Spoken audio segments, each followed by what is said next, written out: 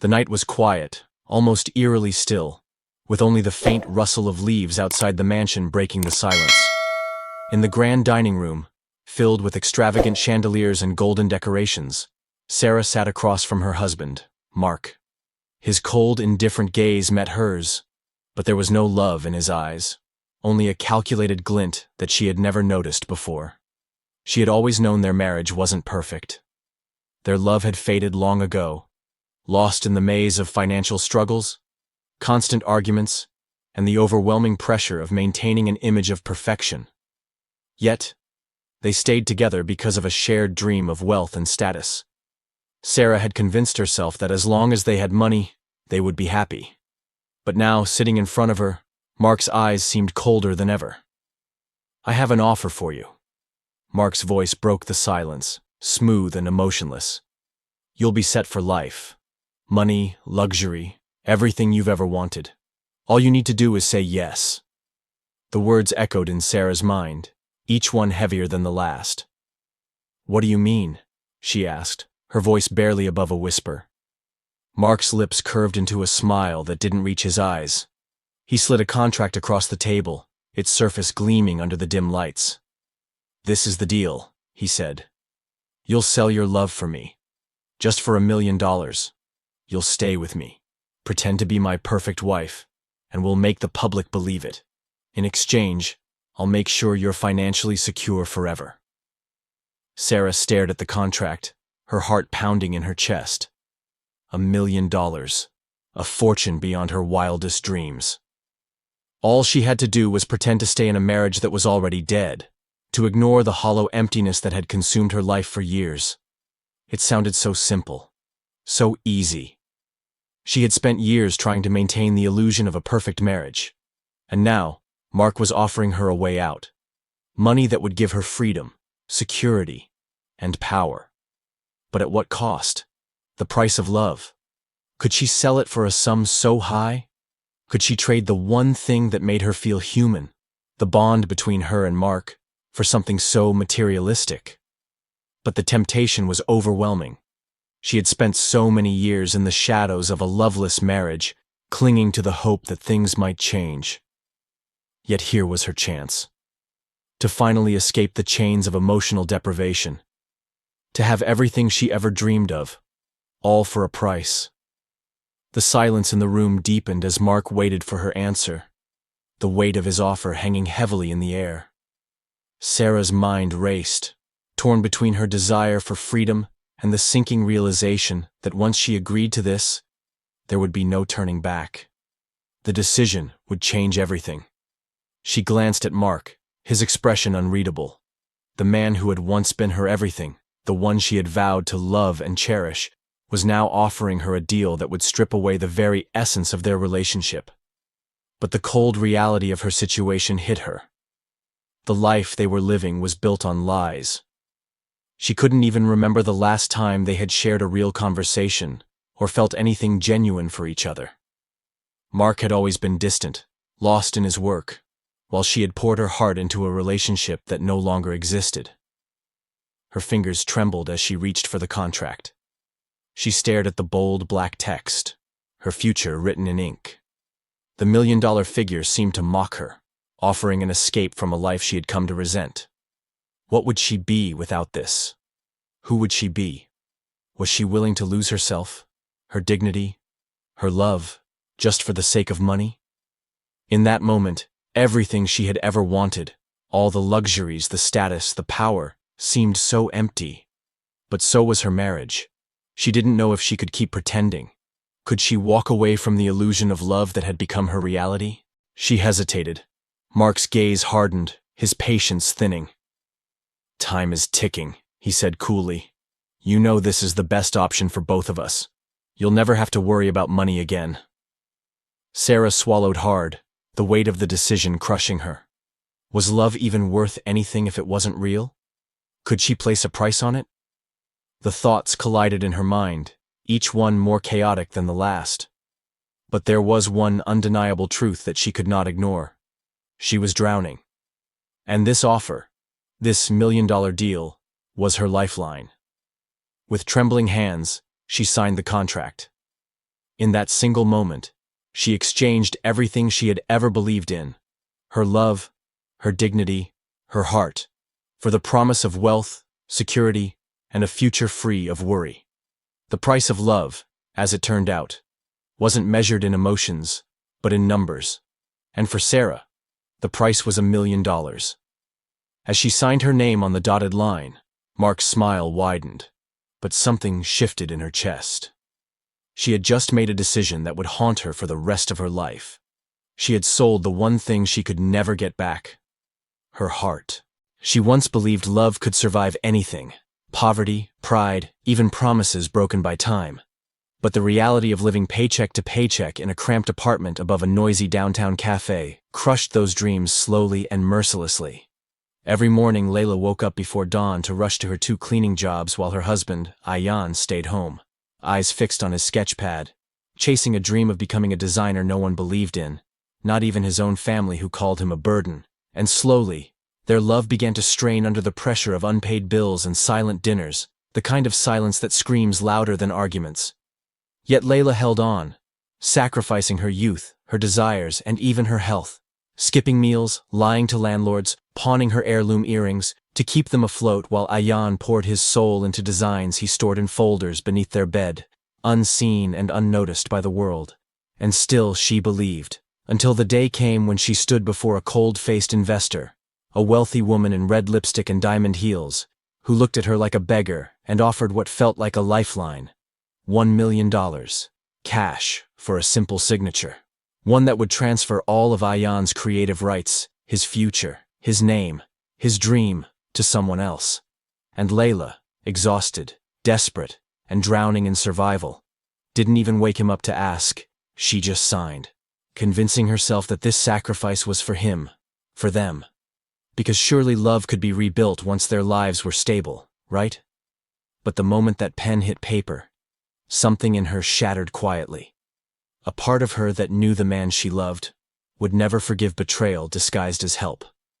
And the $1 million deal that promised freedom became the knife that would slice through everything they once were. And as Ayan rose to fame years later, not knowing how he lost everything, she watched from the shadows, clutching eviction notices, wondering how a decision she made to save him had turned her into the villain in both their stories. And now, homeless and forgotten, she walks past giant billboards with his name in gold.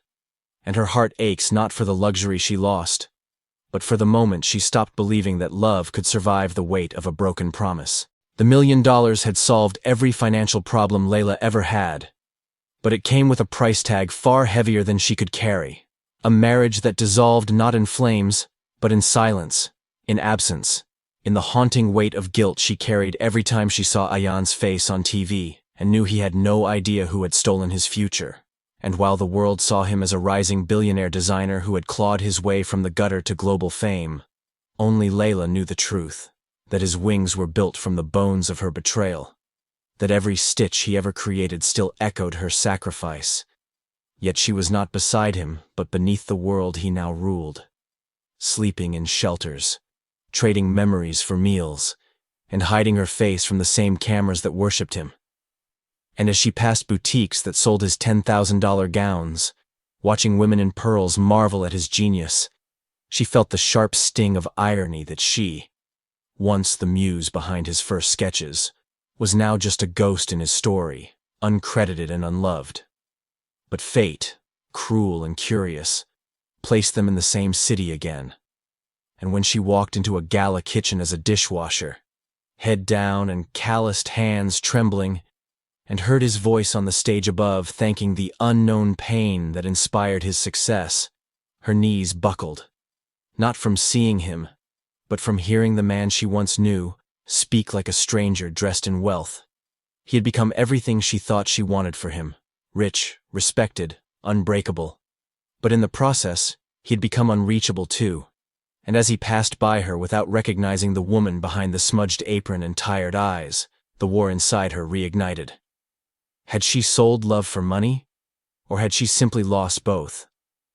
Ayan had climbed the social ladder, not knowing the foundation of his empire was built on her silence, and she now watched him dine with people who saw her as disposable, while he unknowingly stepped over her soul in his polished shoes.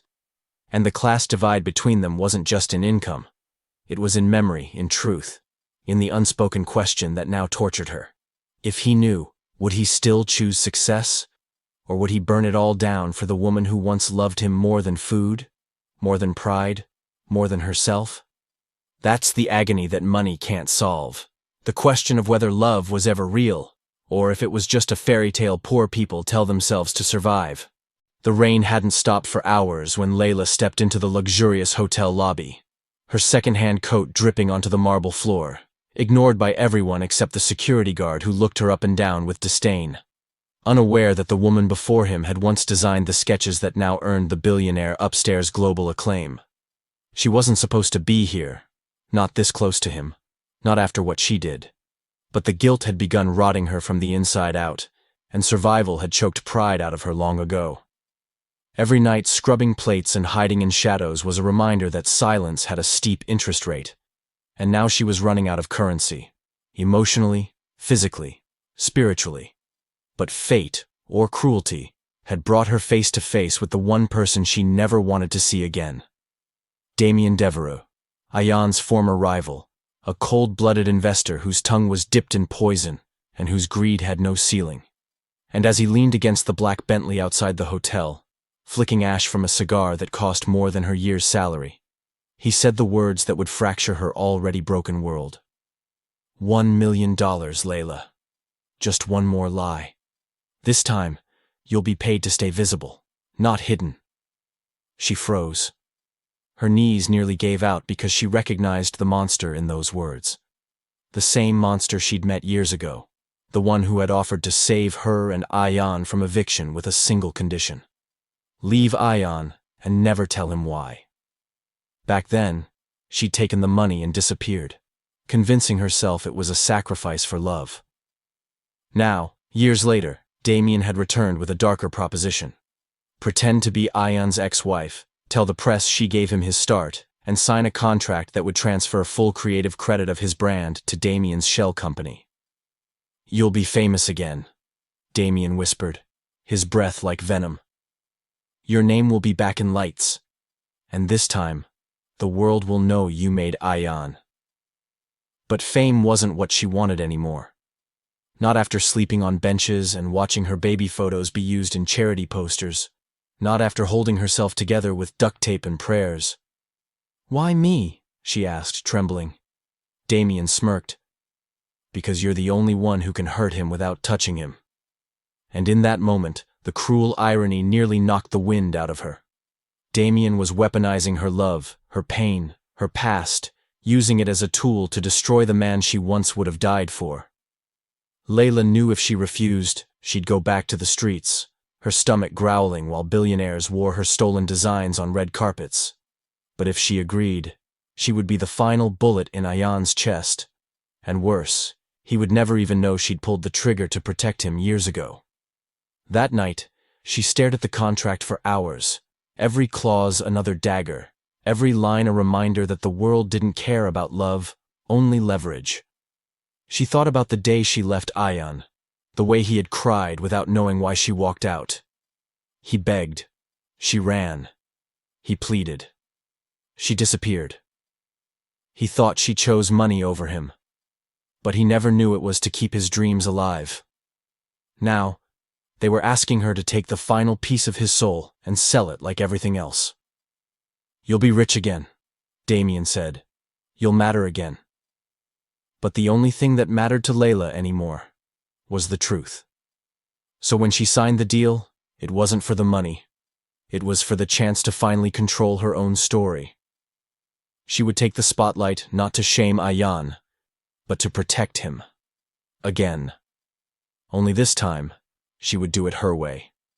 And if that meant letting the world hate her all over again, so be it. Because somewhere deep down, beneath the designer suits and cold billionaire smile, she still believed that Ayan remembered her, not the betrayal, not the deal, not the silence, but the love. The nights they starved together and laughed anyway. The dreams they built on paper napkins. The belief that love could survive anything. She just prayed that when the truth finally exploded, it wouldn't be too late to salvage what little was left of their broken, buried hearts. The cameras flashed like lightning as Leila stood beneath the golden archway of the Devereux Gala, her second-hand heels wobbling under the pressure of a night that could either rewrite her history or erase her completely. She had just signed away her soul for $1 million lie, and now the lie had a life of its own, stitched into every headline, whispered across every boardroom, paraded like gospel through the media storm that now surrounded her reunion with Ayan, the man she once loved more than life, and the same man now staring at her from across the ballroom as if trying to decode a ghost. Her breath hitched as his eyes locked with hers, confused, betrayed, curious, pained. But she couldn't flinch. Not now. Not when the weight of her entire existence rested on how convincingly she could wear the villain's crown.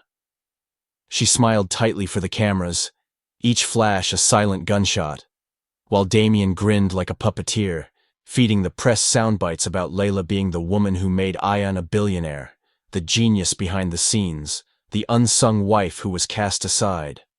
And while the world swooned over her resurrection from the shadows, Leila's soul shriveled under the burden of the lie growing louder, taller, unstoppable, because the more the public adored her, the more Ayan grew distant, wounded by her apparent betrayal, baffled by her audacity to resurface not just in his life, but in his legacy.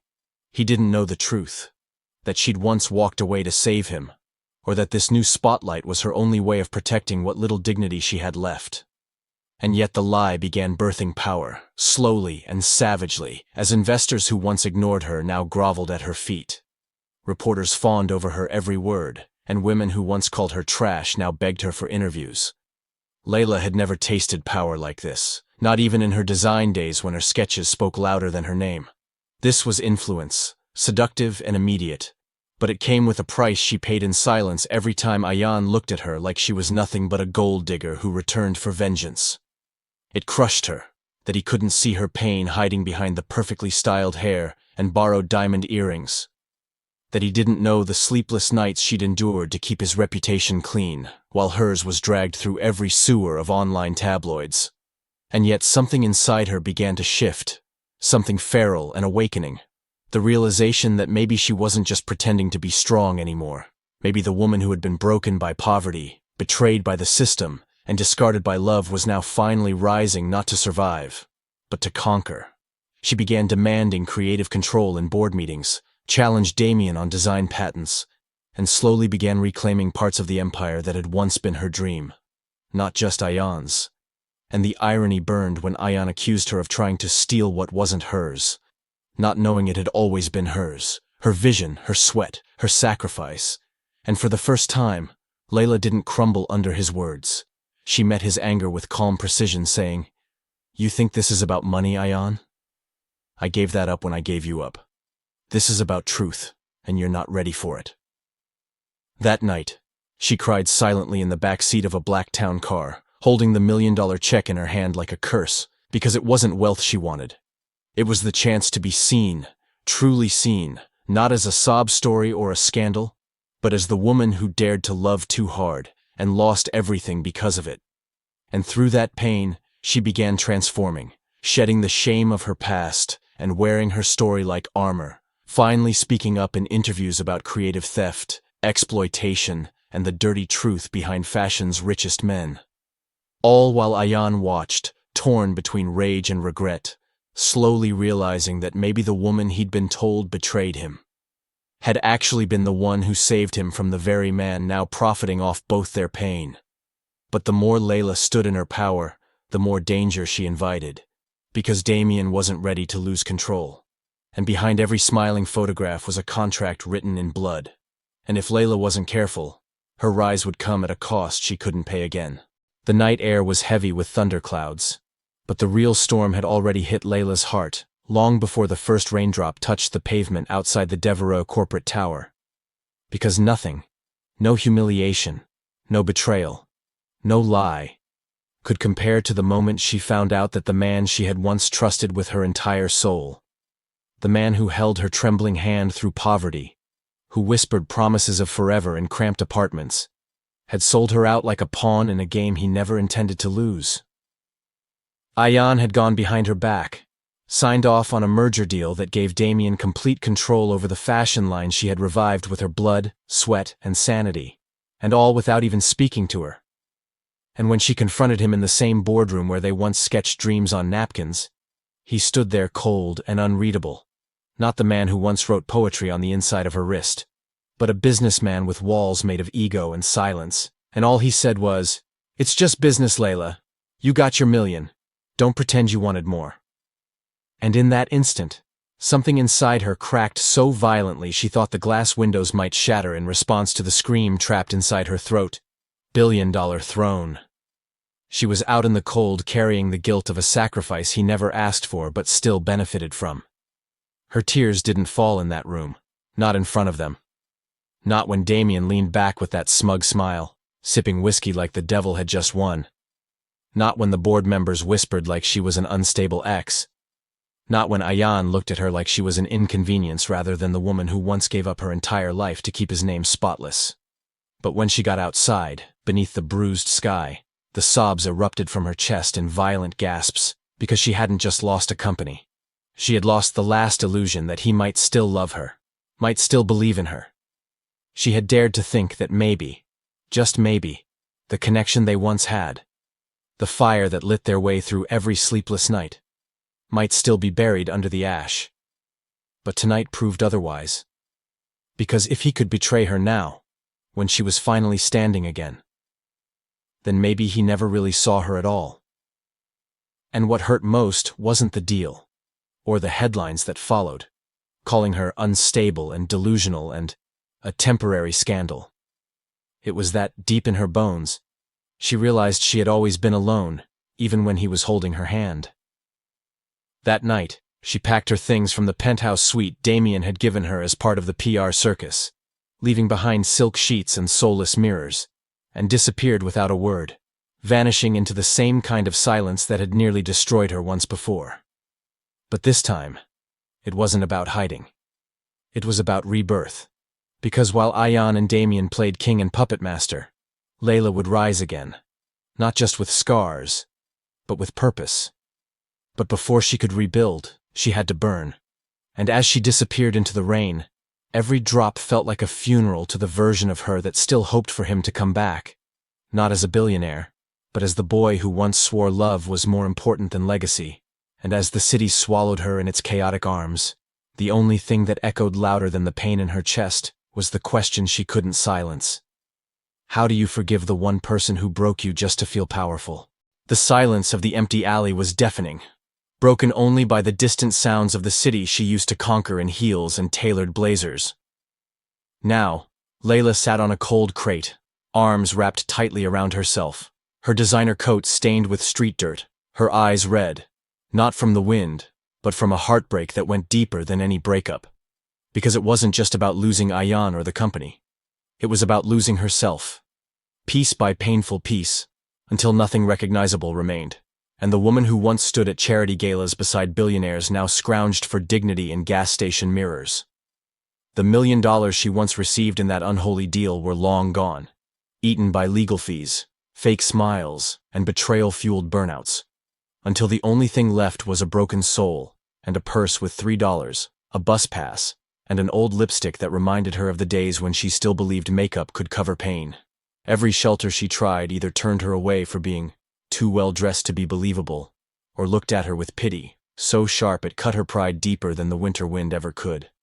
And nights were no longer marked by peaceful dreams, but by the terrifying creak of footsteps in dark alleys, by sleeping with one shoe off just in case she had to run, by praying not for happiness, but for basic safety.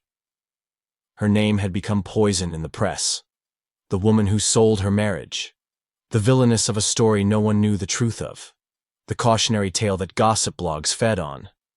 But no one knew that she gave that love away because she thought it would save him. Because she thought she could buy him time, freedom, and opportunity. And now he sat in penthouses with politicians while she curled up on cardboard in train stations, wondering how the girl who once spoke 5 languages, who knew the etiquette of 10 countries, ended up begging for a moment of silence from the storm in her own mind. The worst night came when it rained for hours and her coat soaked through, her stomach empty, and she found herself standing outside the glass tower Ayan now called his empire, watching from the shadows as he exited with a new woman on his arm, laughing like betrayal never happened, and Leila, soaked, shaking, and invisible to the man who once called her his muse, realized that this was her absolute bottom. Not the homelessness, not the hunger, not the cold, but the crushing truth that the man she gave everything to would not even recognize her if she collapsed in front of him. And in that moment, something inside her shattered for good. Not the fragile hope she'd been nursing, but the self-hate that had been eating her alive, because she realized that while Ayan had taken her home, her company, and her name, she had let him take her spirit, but not anymore. So that night she didn't cry. She stood up, dripping, broken, and raw, and walked away from the tower, not because she had a plan, but because she refused to let that building be her grave. She would rather die on the streets as herself than live in luxury as someone's forgotten mistake. And that moment, that lonely walk into the dark city, barefoot and blistered, was not the end. It was the beginning of a woman no longer defined by what she gave up, but by what she chose to take back. Leila never expected a second chance to come wrapped in rags, nor did she imagine that a man she once helped years ago, forgotten in the blur of charity, business, and shallow events, would be the one holding the keys to her resurrection. It happened in the most unlikely way. On a freezing morning when her hands shook too much to hold a paper cup, and she fainted on the subway steps, collapsing under the weight of days without food and nights without sleep, when a man in a crisp coat and shining shoes knelt beside her, brushing back her hair and murmuring her name like a ghost being summoned back to life, and it took her a moment to recognize him.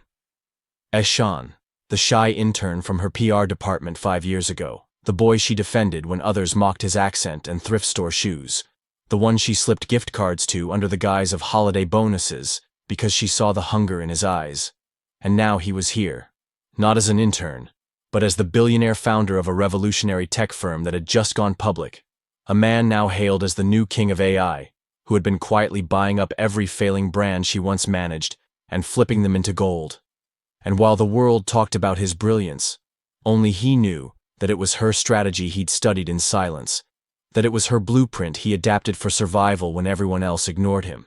And now, standing before her in that cold city, he didn't offer her pity. He offered her power, not because he owed her, but because he believed in her. Even when she looked like the world had chewed her up and spat her out. Even when she didn't believe in herself. And he gave her a choice, not charity, but a position. Chief branding officer of his growing empire. Full creative control, full compensation, full trust. And when she hesitated, broken by pride and guilt, he said simply, "You gave me my first break. Let me return the favor. Let me remind you who you are." And just like that, something in her reignited, something that had been smothered under the headlines, the shame and the dirt of the streets. And for the first time in years, Leila stepped into an office not as a cautionary tale, but as a comeback story in motion. She traded her street clothes for confidence, her silence for strategy. And as the weeks turned into months, she didn't just rebuild her life. She rebuilt her legacy, helping Ayan's company skyrocket, reclaiming media attention, changing the narrative from homeless ex-wife to marketing phoenix. And as her face returned to headlines, not as gossip but as inspiration, Ayan's world slowly started to crumble because the very brands Leila once helped him build were now part of the competitor's arsenal. And even worse for him, the world had begun comparing them again. But now, Leila was the one with the shine, with the buzz, with the momentum. And deep down, he knew he'd made the greatest mistake of his life, not when he let her walk out that door for $1 million, but when he never realized that she was the reason his empire ever looked good to begin with. But this twist wasn't about revenge. It was about rebirth. Because Leila didn't rise to ruin him. She rose to reclaim herself, her voice, her worth, and her story. And the girl who once thought she had to choose between love or success now stood in a tower she helped build, looking out over the city that had once spit her out, wearing her scars like armor, no longer afraid of being seen, because she wasn't the woman who sold her husband. She was the woman who survived selling herself short and came back a billionaire in everything that mattered. Leila stood before the floor-to-ceiling glass wall of her new penthouse office, watching the skyline that once symbolized everything she lost, now reflect back everything she had become. Yet as the city buzzed beneath her feet, and the media lauded her resurrection as one of the greatest comebacks in corporate history, there was an ache in her chest she couldn't shake, one that had nothing to do with success or failure, but with a question she'd been running from since the day she took that $1 million deal. Was it ever really worth it to trade love for money? To sacrifice something pure for something shiny? And as she stood in silence, her thoughts drifted back to the look in Ayan's eyes the day she signed that paper, a mix of anger, confusion, and something unspoken, something deeper. And in that quiet office, away from the noise, she began to peel back the layers of her choices, realizing she had never truly stopped loving him.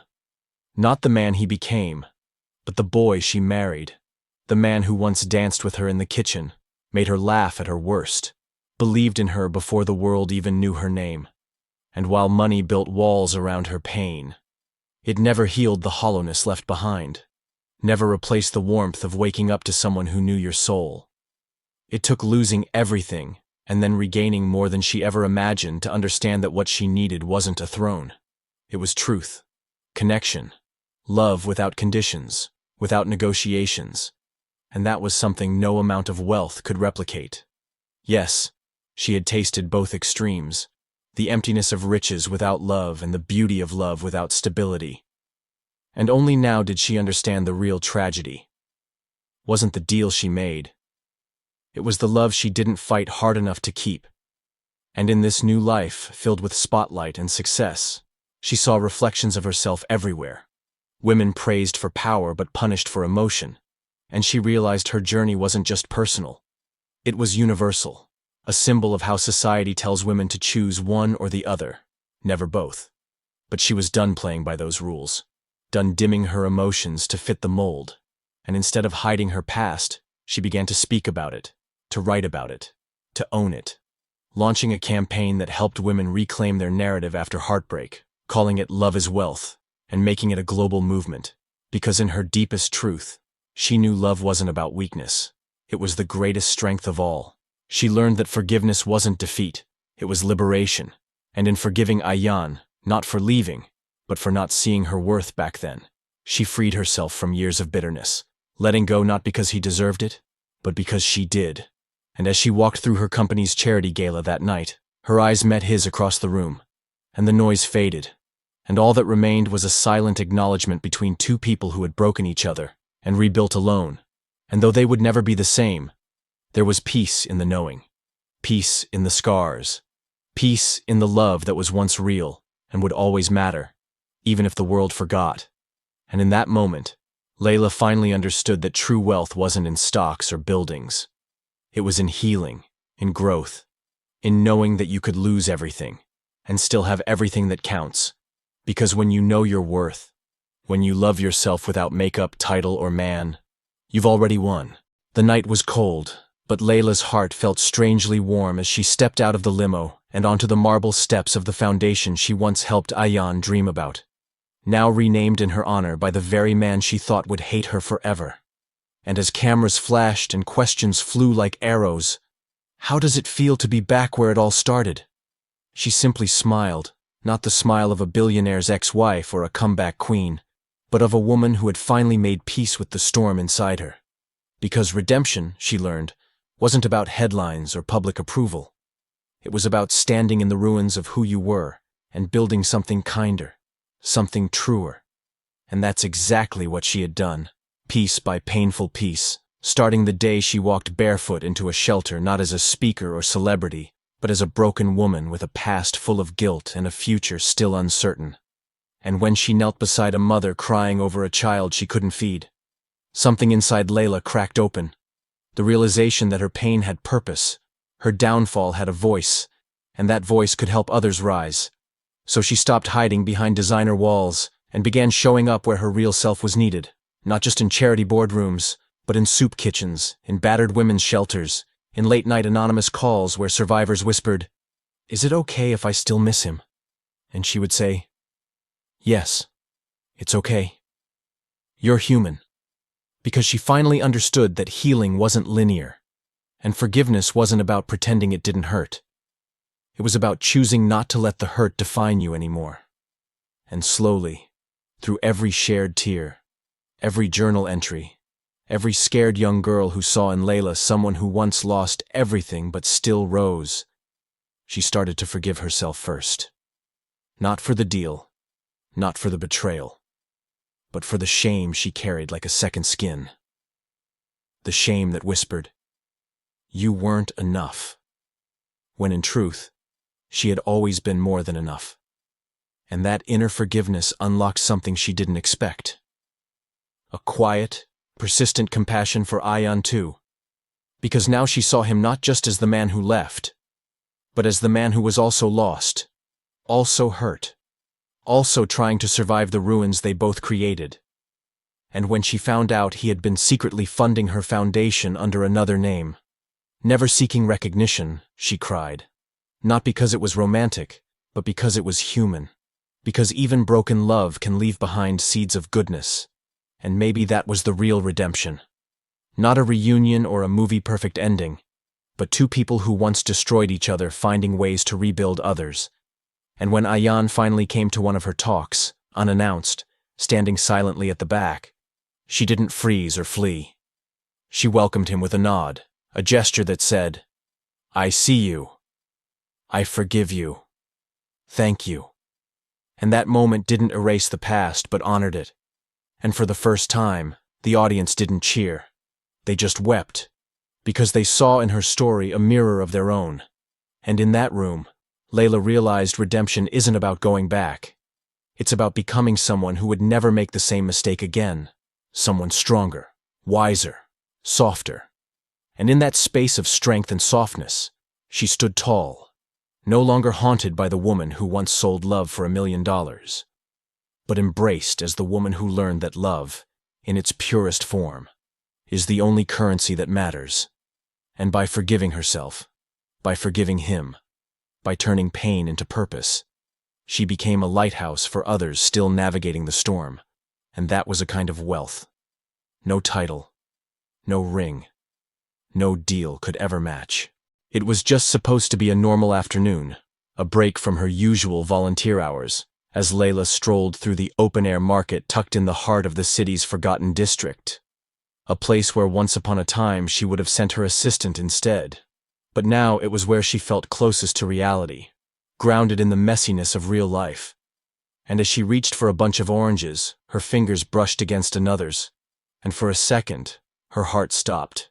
Because even after all this time, even after everything they'd been through, she knew the texture of his skin without needing to look up. And when she did, the air between them felt heavy, like time folded in on itself. And there he was, Ayan, the billionaire she once loved, sold, hated, and mourned. Now standing in front of her, not in a suit or behind glass walls, but in a hoodie.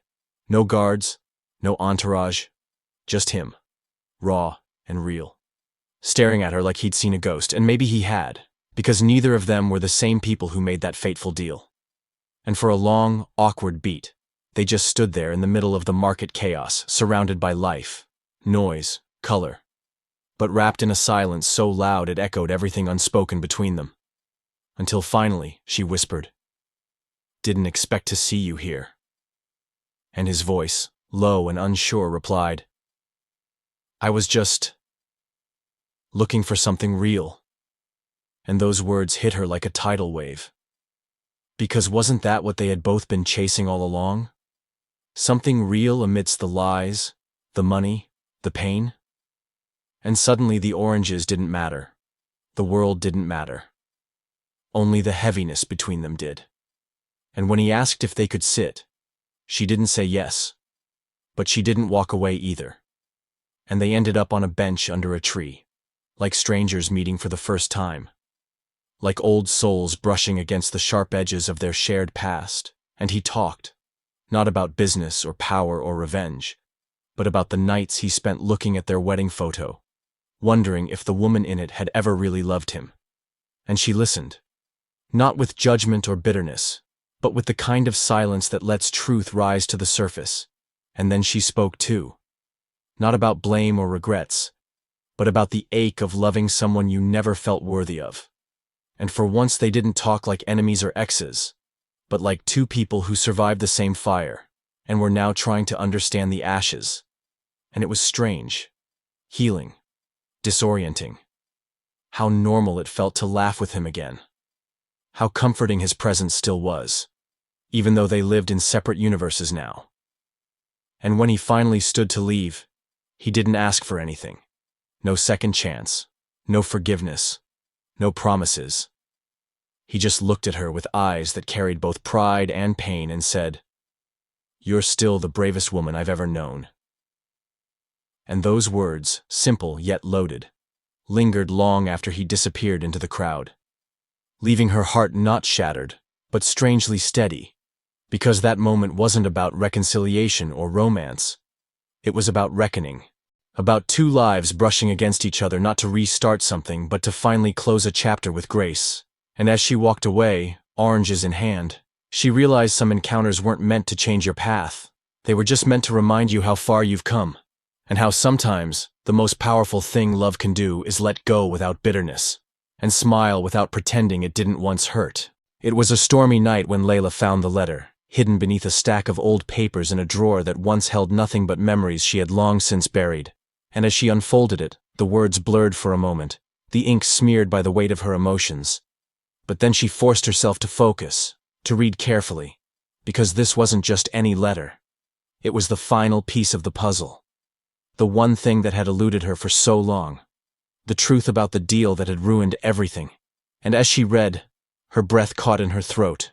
This wasn't a contract that had bound her to Ayan, not in the way she had always believed, not in the way he had made her feel. And the words struck her with the force of 1,000 revelations, because the deal hadn't been about money, power, or even revenge. It had been about saving him, saving his family, saving his future from the very empire they had built on corruption. And there it was, clear in black and white. The truth that she had never known, that the price of the $1 million deal had been nothing more than a sacrifice. A sacrifice Ayan had made to ensure she never knew the full truth, to keep her from the unbearable burden of guilt that might have torn her apart had she realized too soon.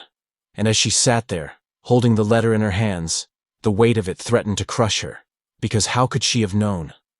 How could she have understood that the man she thought had used her as a pawn in his game of power had been trying to protect her from the very thing that had haunted his family for generations? The truth hit her like a tidal wave, and as the storm raged outside, she felt the storm inside her calm for a moment, because now everything made sense. The strange distance he had kept, the coldness of his words, the guilt in his eyes when he had sent her away. And as she sat there in that dark room, the weight of the truth finally settling in her chest, she realized that he had always loved her, always been willing to do whatever it took to keep her safe, even if it meant sacrificing his own heart. And as the truth sank deeper, she understood the depth of his sacrifice, the pain he had hidden for years. And with that understanding came a choice, because she could walk away again, as she had once done before, or she could face the truth, embrace it, and allow herself to heal, to forgive, and to find peace with the choices they both had made. Because in the end, love wasn't about a perfect deal, a perfect future, or a perfect beginning. It was about understanding, sacrifice, and the courage to face the truth, even when it seemed impossible to bear. And as the rain poured outside, Leila knew she had to find him, to confront him with the truth, not to blame him, not to demand answers, but to finally understand the man she had once loved, the man who had sacrificed everything for her. And as she stood up, the letter clutched in her hand. She didn't know what would come next, but for the first time in years, she felt a sense of peace, because the truth was no longer something to fear. It was something to build on, to move forward from, and to heal with. And as she took a deep breath, knowing that the next chapter was waiting for her, she didn't feel broken anymore. She felt stronger, ready to face whatever came her way, because now, the truth about the deal had set her free. As the truth unraveled, Leila could hardly believe what she was hearing. The weight of it so overwhelming that it felt as though the ground beneath her feet was shaking. And in that moment, everything she thought she knew about Ayan, about the deal, and about their twisted history, was called into question. Because just when she thought she understood his motives, just when she believed that the pieces were finally falling into place, the revelation came, and it hit her like a thunderclap. And there he was, standing in front of her, his eyes filled with a mixture of regret, love, and pain, as he spoke the words that would forever change everything between them. Leila, the money, the deal, everything. It was never for me. It was never about us, not in the way you think.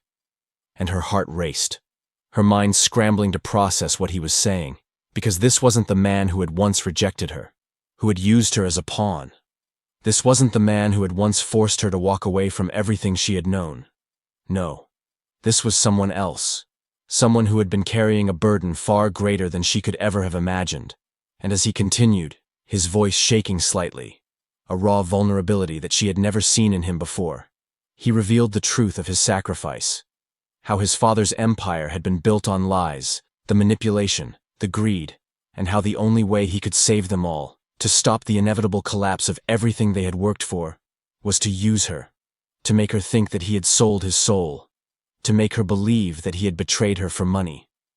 But the real truth was that he had done it for her protection, for her future.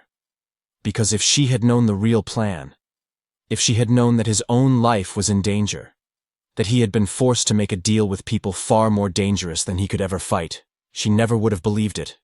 And he had known that, so he had sacrificed his own dignity, his own heart, and even his future, all to protect her from the truth.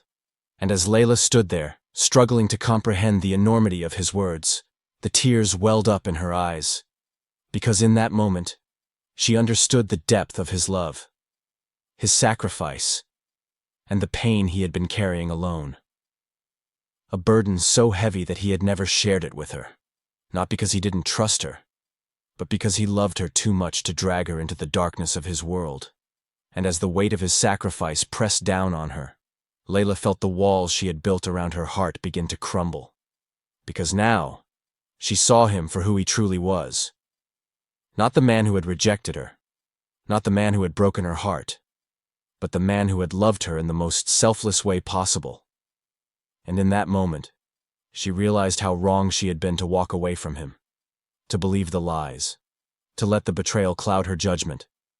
Because this man, the one who stood before her now, was the one who had never stopped loving her, who had always been willing to sacrifice everything, even himself, to keep her safe. And as she reached out to him, her heart pounding in her chest, she whispered the words that had been on the tip of her tongue for so long. "I'm sorry. I never knew." And as they stood there, in the rawness of the moment, both broken and healing, both scarred and hopeful, Leila understood the power of love, the depth of sacrifice, and the courage it took to admit the truth, no matter how painful.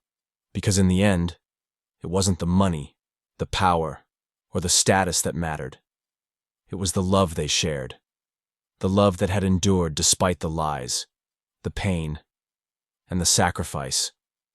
And as she reached for his hand, their fingers entwining once again, Leila knew that the journey ahead would be difficult, that the road to redemption wouldn't be easy.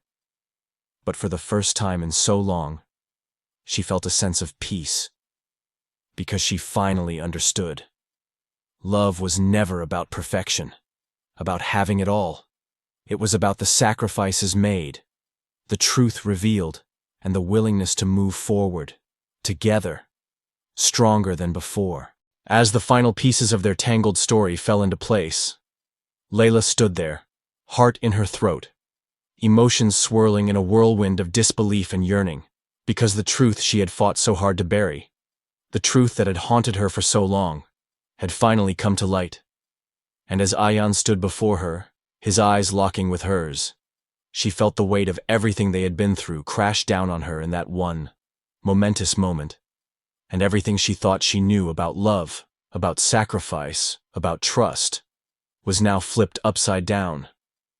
Because this man, the one who had once betrayed her, the one who had broken her heart into 1,000 pieces, was now the one who was asking for her forgiveness. And for the first time, she saw him not as the man who had sold her out for money, not as the arrogant, cold billionaire who had once used her, but as the vulnerable, broken man who had given up everything to protect her, to give her a future. And as the emotions flooded her, she could hardly breathe, because she realized in that moment that despite everything, despite all the pain, the heartache, and the betrayal, she had never stopped loving him, never stopped caring, and it was that love, that raw, deep connection that had never truly faded. No matter how many walls she had built around her heart, no matter how much she had tried to move on. And as she looked into his eyes, she felt the anger, the hurt, the resentment begin to melt away, replaced by something more powerful, something that had always been there, just waiting to be acknowledged. And it was then, in the silence between them, that the weight of their journey together hit her. Because love was never about perfection. It was never about the idealized version of fairy tale romance, but about the struggles they had overcome, the pain they had shared, the sacrifices they had made, and the strength it took to move past all the hurt and rebuild what had been broken. And as Ayan took a step forward, his voice trembling with emotion, he spoke the words that had been on his heart all along. "Leila, I know I don't deserve you, but I will spend the rest of my life trying to make it right, trying to prove to you that I am worthy of your love." And those words, simple and raw, were all she needed to hear. Because in that moment, everything she had been holding on to, all the anger, the resentment, the betrayal, seemed so insignificant compared to the love they still shared. And for the first time, in what felt like forever, she let herself go, allowed herself to feel the warmth of his embrace without fear, without doubt, because they were no longer two broken people trying to move forward alone. They were a united front, stronger and more resilient than ever before. And as she wrapped her arms around him, pulling him close, she whispered, "I never stopped loving you." And it was in that moment that the pain, the lies, and the betrayals seemed to fade into the background, because what truly mattered now was the future they could build together, the life they could share, and the love they had finally rekindled, stronger than ever. And as they stood there, together once again, it was clear that their journey wasn't over, but it was just beginning. Because the love they shared had been tested by fire, had been pushed to its limits, and now it was unbreakable. As they stepped forward into the unknown, side by side, knowing that no matter what came next, they would face it together, with love as their guide, ready to rebuild their lives and their hearts, piece by piece, and nothing would ever tear them apart again. As the camera pulls away from the couple, standing hand in hand, their love rekindled and their bond stronger than ever before, the scene fades out, leaving the viewer with a powerful question that lingers in the air. What would you do for love? Because this story, so full of pain and betrayal, had blossomed into something more beautiful, more raw, and real than either of them could have imagined. And now, as they stood on the precipice of their future, it wasn't just about money or status or what the world thought of them. It was about what they were willing to sacrifice for each other, what they were willing to endure, what they were ready to fight for. And it was that simple, yet profound idea that would define the rest of their lives together. And as the screen begins to fade, you can almost feel the emotions pouring out of them. All the years of hurt, of miscommunication, of betrayal, melting away, leaving only the pure, unshakable truth that love, real love, is about overcoming obstacles, about learning to forgive, about letting go of the past, and choosing each other over and over again, no matter the cost, no matter the challenges. And with the fade out, the question hangs in the air. What would you do for love? Inviting the viewer to reflect, to think, and to ask themselves the same question. Because love is never easy. And sometimes, the greatest love stories are the ones that come after the greatest trials, The ones where both people are willing to sacrifice, willing to grow, willing to change. And when the final image flashes, showing the couple, now stronger and more united than ever, walking toward their future with a sense of purpose and peace, you realize that sometimes the answer to that question isn't just about what you do, it's about what you're willing to become. And for them, the answer was clear. They would do anything for love. And so the screen fades to black, leaving you with that feeling. The one that reminds you that no matter what you're facing, love is worth the fight. And sometimes, it's the sacrifices made, the battles fought, and the forgiveness given that truly make love worth everything.